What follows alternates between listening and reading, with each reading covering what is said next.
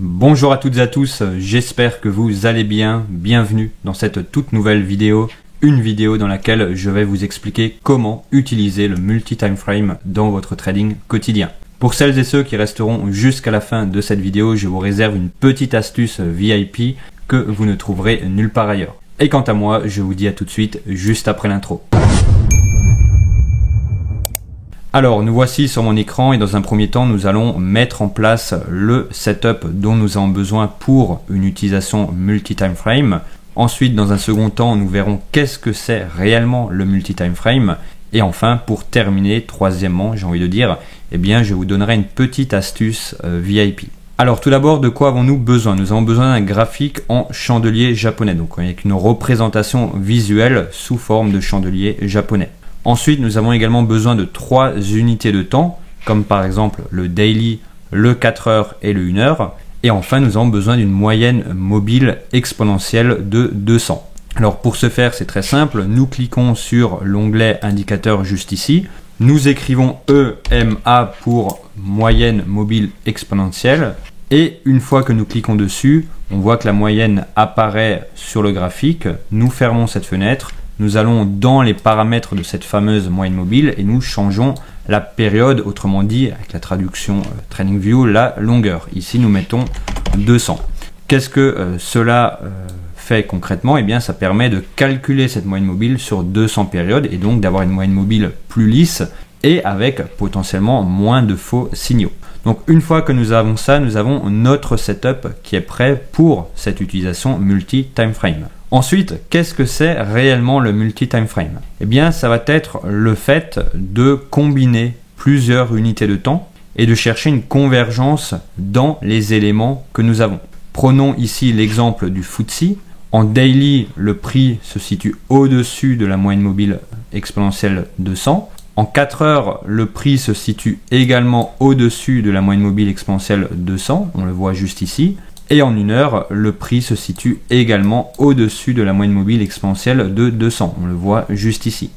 Donc, qu'est-ce que nous avons ici? Nous avons un multi-time frame convergent haussier. C'est-à-dire que sur les 3 unités de temps, nous avons la même information, à savoir que le prix se situe au-dessus de la MM exponentielle 200 et que de ce fait, actuellement, le prix est plutôt haussier que baissier.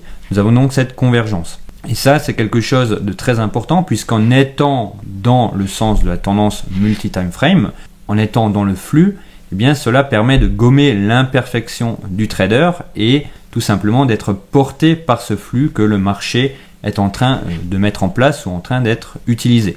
Donc ça, c'est le multi-time frame. C'est tout simplement chercher une corrélation, une convergence plutôt, entre différents éléments sur différentes unités de temps.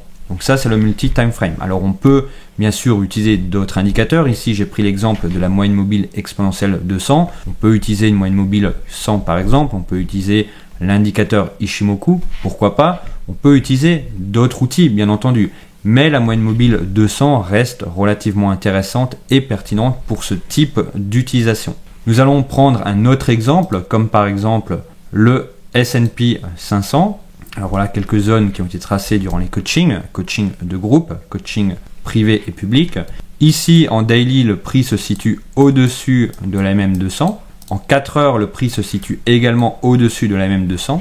Et en 1 heure, le prix se situe au-dessus de la MM200. Donc, techniquement, nous avons une convergence haussière sur le multi-time frame. Et qu'est-ce que cela veut dire? C'est-à-dire que le trader va chercher uniquement des achats. Si on rajoute à cela la tendance structurelle de l'indice, nous avons une multitude de convergences qui s'additionnent et de ce fait, cela donne encore plus de poids pour le trader pour pouvoir intervenir à l'achat. Donc ça, c'est le multi-time frame. C'est quelque chose d'important. Beaucoup essayent de s'en sortir sans.